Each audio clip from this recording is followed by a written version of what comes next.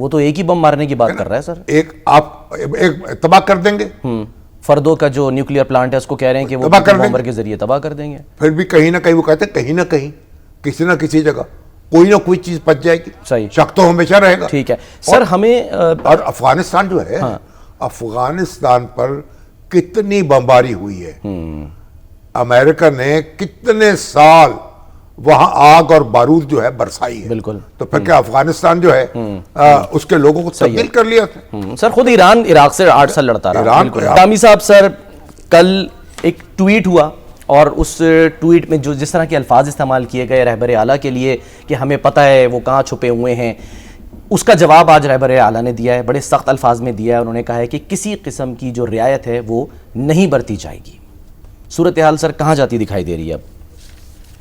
देखिए, president Trump जो है वो अपनी दुनिया में है और जो आयतुल्लाह खामनाई है वो अपनी दुनिया में है। दोनों जो हैं लगता है कि उनके जो मुखातिब हैं उनके अपने हल्के हैं और अपने लोग हैं। अच्छा, यानी उनके हौसले जो हैं उनको बुलंद रखना चाहते हैं।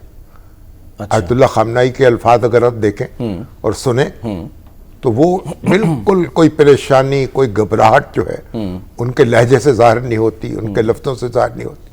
वो अपनी जगह जमकर खड़े हैं और इस यकीन का इजहार कर रहे हैं कि इसराइल को भारी कीमत चुकानी पड़ेगी और इसराइल जो है वो याद रखेगा जो उसके साथ होने वाला है। और प्रेसिडेंट ट्रंप जो है वो ईरान को धमका रहे हैं और वो कह रहे हैं जो ईरान के साथ जो होने वाला है वो बहुत बुरा है। तो ईरान जो है अब गैर मशरूत सरेंडर कर दे, यानी बातचीत से बात आगे चली गई। सही है। अब अगर बातचीत चाहता है लेकिन हम बातचीत नहीं चाहते और मामला आगे बढ़ चुका है, यानी गैर मशरूत तौर पर यह ऐलान कर दे कि मैं एटमी प्रोग्राम अपना जो है उससे दस्तबरदार हो रहा हूं, तो ये उनका मुतालबा है। अब ईरानी क़यादत इस मुतालबे को तस्लीम करने पर तैयार नजर नहीं आती और वो अपने इरादे में पक्की है और ट्रंप जो है वो अपनी जगह अपना आधार ख्याल कर रहे हैं। सही। देखिए, उनकी तो जो डायरेक्टर इंटेलिजेंस है ना, तुलसी गैबर्ट, उन्होंने खुद मुकर्रर किया था उनको। जी हाँ, जी। डायरेक्टर इंटेलिजेंस मुकर्रर किया। बिल्कुल। और उनका काम है जो 18 इंटेलिजेंस एजेंसीज हैं, जी हाँ, अमेरिका की, वो उनमें से सारी इंफॉर्मेशन लेके उसकी छान पटक करके और उसका एक ब्रीफ तैयार करके जो प्रेसिडेंट को फराम करती। ठीक है। और इतनी एक मोतबर उनकी हैसियत है और उन्होंने वहां कांग्रेस में अपनी उसमें वाज़ेह तौर पर कहा कि जो ईरान है वो तो बहुत दूर है अभी एटमी हथियार बनाने से। बिल्कुल, ये मार्च में उन्होंने जो है वो और ये भी कहा कि भाई जो उनके तो जो रहबर आला है उन्होंने वाज़ेह किया हुआ है, फतवा दिया हुआ है कि हम ये एटमी हथियार नहीं बनाना चाहते। अब जब प्रेसिडेंट ट्रंप से कहा गया कि हुजूर आपकी तो डायरेक्टर इंटेलिजेंस ये कह रही है, तो उन्होंने कहा उनको क्या पता है। वो कह रहे मुझे परवाह ही नहीं है कि वो क्या कह रही है, ईरान न्यूक्लियर जो है वो बम बना। उसके बाद क्या हुआ, अब ये इत्तला आई है कि जब जो इजलास होते हैं, अहम इजलास व्हाइट हाउस में होते हैं, वहां जो इंटेलिजेंस के लोग बुलाए जाते हैं, उनमें वो तुलसी गैबर्ट नहीं बुलाई जाती है जी। गोया उनको उन्होंने धत्ता बता दिया कि आप इस काबिल नहीं हैं। तो इसका मतलब ये हुआ कि आपको अपने ही अफराद पर, अपने इदारों पर एतमाद नहीं। सही। और आप अपनी धुन में मगन हैं और कह रहे हैं कि हम क्या करेंगे, बमबारी कर लेंगे। अब वो मीडिया, मगरिब का मीडिया लिख रहा है, वहीं के अखबारात ये दुआई दे रहे हैं और ये फॉरेन पॉलिसी मैगजीन जो है उसमें एक बड़ा मुफस्सल आर्टिकल छपा है। भाई क्या कर लेंगे आप अमेरिका क्या कर लेगा, क्या कर लेंगे, कितने बम बरसा लेंगे? वो तो एक ही बम मारने की बात कर रहा है सर। एक तबाह कर देंगे। फर्दो का जो न्यूक्लियर प्लांट है उसको कह रहे हैं कि वो बॉम्बर के जरिए तबाह कर देंगे। फिर भी कहीं ना कहीं वो कहते हैं कहीं ना कहीं किसी ना किसी जगह कोई ना कोई चीज बच जाएगी। सही। शक तो हमेशा रहेगा। ठीक है सर। हमें और अफगानिस्तान जो है, अफगानिस्तान पर कितनी बमबारी हुई है, अमेरिका ने कितने साल वहां आग और बारूद जो है बरसाई है। बिल्कुल। तो फिर क्या अफगानिस्तान जो है उसके लोगों को तब्दील कर लिया था। सर खुद ईरान इराक से 8 साल लड़ता रहा। ईरान अपनी लड़ लड़ता नहीं तो जमीनी सर लड़ाई मैं थी सॉरी ना। इंटरप्ट इसलिए कर रहा हूँ कि हमारे साथ मैं उनसे बात करते हैं। हाँ देखिए मौजूद है वो जॉन तो हुसैन। जमीनी लड़ाई थी ना, ये तो आप फदाई लड़ाई है। सही। आप लोग जो हैं आप उनको उनकी तनसीबात तबाह कर देंगे, उनको मुआशी नुकसान कर देंगे, लोगों का जहन कैसे बदलेंगे, उनके दिल कैसे बदलेंगे, उनमें एक अज़्म होगा, फिर हौसला होगा। कत्लगाहों से चुनकर हमारे आलम और निकलेंगे उस शाख के काफिले। सही। तो अब ये आप तो एक ऐसी जगह ऐसे उसमें फंस गए हैं और आप कह रहे हैं यानी इसराइल जिसके पास एटमी हथियार मौजूद हैं, जी अनअनाउंस्ड है लेकिन है और उसकी एटमी तनसीबात तो आप खोलने का मुतालबा नहीं कर रहे। एनपीटी पे उसने दस्तखत नहीं किए और वो बना हुआ है, बदमाश बना हुआ है पूरे इलाके का। बिल्कुल। तो जॉन हुसैन साहब हमारे साथ हैं तेहरान से। अस्सलाम वालेकुम जॉन, सहाफ़ी हैं आप हमारे साथ हैं क्या आप? जॉन पहले तो बताएं कि क्या इस वक्त ताज़ा तरीन सूरत हाल है क्या, क्योंकि दोनों जानिब से हमले किए जा रहे हैं इस वक्त, क्या माहौल क्या है तेहरान में और ईरान में? जी thank you for having me. माहौल पहले तो मैं कहूँ कि यहाँ पे लोगों के अंदर जज्बा बहुत और ज़्यादा बढ़ गया है। बिल्कुल भी ऐसा नहीं है कि कोई बहुत ज़्यादा स्ट्रेसफुल सिचुएशन हो। अच्छा। ऑब्वियसली कुछ लोग हैं जो स्ट्रेस कर रहे हैं, परेशानी है, लेकिन ऐसा नहीं है कि कोई पैनिक बटन ऑन हो गया है या यहाँ पे हंगामा मच गया है या कोई लोगों ने लाइनें लगा ली हैं स्टोर्स पे जाके और बैंक्स पे। ईरानी जो लोग हैं वो काफ़ी नॉर्मल रिएक्शन दे रहे हैं इस चीज़। यानी बाजारों में रौनक है, मस्जिदों में उसी तरीके से लोग जा रहे हैं और दफातर में हाजिरी हो रही है लोगों की। से इसराइल के जिसमें एक जदीद इजरायली जो बड़ा ड्रोन है उसको भी टारगेट किया गया है।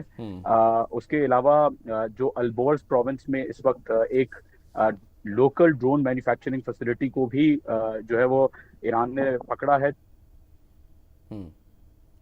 अच्छा, इंटरनेट सर्विस भी क्योंकि मुअत्तल है, इस वजह से थोड़ी डिस्टॉर्शन भी हो रही है। हाँ कॉल आ रही थी मेरी, माजरत। इंटरनेट अब आवाज क्लियर है मेरी? जी आवाज अब क्लियर है, अब फरमाइए। ओके।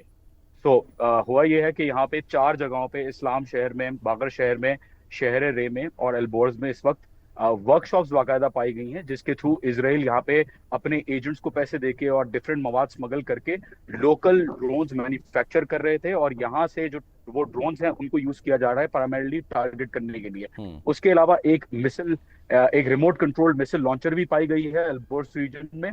और आज की अगर सूरत हाल बताऊं तो अब से कुछ देर पहले मेरे कानों में जो है वो धमाकों की आवाज आई है, एक्सप्लोजन की आवाज आई है। लेकिन जैसा ईरान कह रहा है और जैसा ट्रम्प कह रहा है कि हमारे पास एयर जो है इनका एयर स्पेस कंट्रोल में या F-35 घूम रहे हैं, आपके सामने पीछे क्लियर है, बिल्कुल नॉर्मल सिचुएशन है। ऐसा कोई नहीं है कि कोई अमेरिकन जहाज या इसराइली जहाज हमें नजर आ रहा हो। ट्रैफिक बिल्कुल नॉर्मल है। मैं आपको अपने सामने हाईवे दिखाता, अगर आप कहें तो दिखा भी सकता हूँ, बट ट्रैफिक काफी नॉर्मल है। और यहाँ पे लोगों ने ट्रम्प की इस बात को बिल्कुल भी सीरियसली नहीं लिया, जैसे कि शामी साहब ने और आपने बहुत खूबसूरती से कहा कि यहाँ पे लोग 8 साल की 1980 से लेकर 1988 तक जंग कर चुके हैं सद्दाम के साथ, और सद्दाम के साथ उस वक्त पूरी दुनिया थी। Russia, China, US, France, UK, ये सारी कंट्रीज उसके सपोर्ट पे थी और तब भी कुछ नहीं जो है वो बिगाड़ सके ईरान का। 1981 में ईरान की पूरी पार्लियामेंट को जो है वो ब्लास्ट कर दिया गया। बहुत सारे जो पार्लियामेंटेरियंस और आई थिंक हेड्स हैं उनको शहीद किया गया। बट आई थिंक अभी भी ईरान के अंदर इतनी सब्र है, इतना तामुल है इस एक्सपीरियंस की वजह से कि ईरान ने अपने आप को शुरू से सेल्फ रिलायंट बनाया है और डोमेस्टिकली अपने आप को बहुत ज्यादा मजबूत किया हुआ है। तो मेरी एक्सपेक्टेशन ये थी कि यहाँ पे स्ट्रेस होगा, बट ऐसा नहीं। ठीक है, ये बताइए कि जो ये जासूस सब पकड़े जा रहे हैं, जो इनकी फैक्ट्रियां हैं ड्रोन्स की, वो पकड़ी जा रही हैं, तो अब लोगों के जहन में ये सवाल पैदा होता है कि पहले इनको पकड़ा क्यों नहीं जा सका, इनकी खबर क्यों नहीं हो सकी और बर वक्त कार्रवाई क्यों नहीं हो सकी? यह क्या इंटेलिजेंस का बहुत बड़ा फेलोर नहीं है? आमिर साहब बहुत अच्छा सवाल है।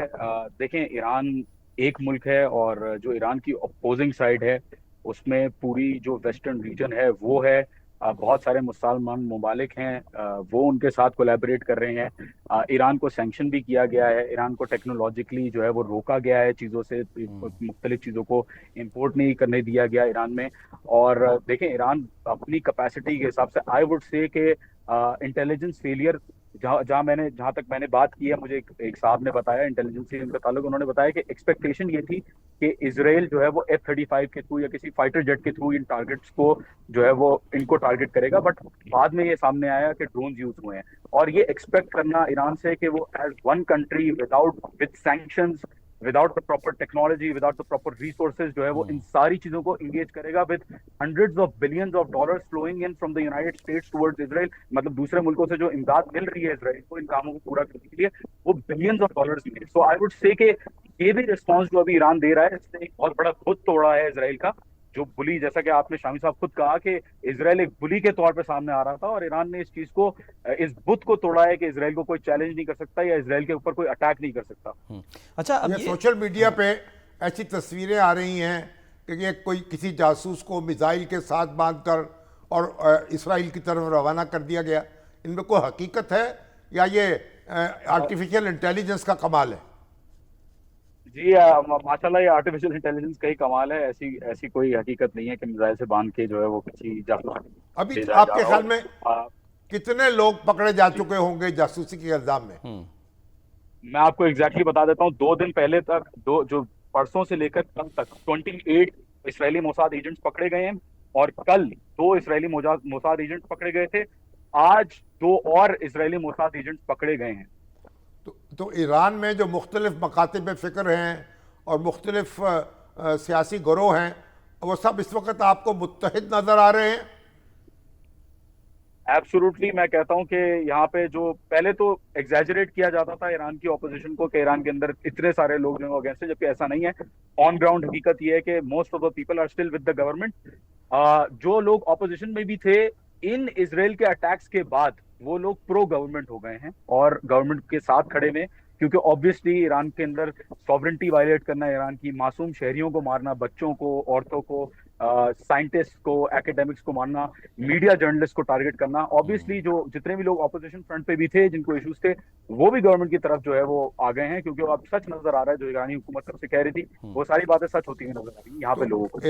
ईरानी टेलीविजन जो है अब मामूल के मुताबिक काम कर रहा है। वहाँ की खातून जो थी सहर इमामी, एंकर, क्या नाम उनका? सहर इमामी। सहर इमामी, उन्होंने तो कमाल किया कि वो धमाके, यानी जब धमाका हुआ वो उठ के गई अपनी सीट से, फिर वापस आई पूरे अज़्म के साथ, हिम्मत के साथ। तो बड़ा एक बड़ी ईरानी कौम जो है उसकी बड़ी एक तस्वीर उभरी है अज़्म की और हिम्मत की, तो उनको हम सब सलाम भी पेश कर रहे हैं। तो ये क्या इसी तरीके से मामूलात जो है मामूल के मुताबिक हैं, नशरियात जो हैं?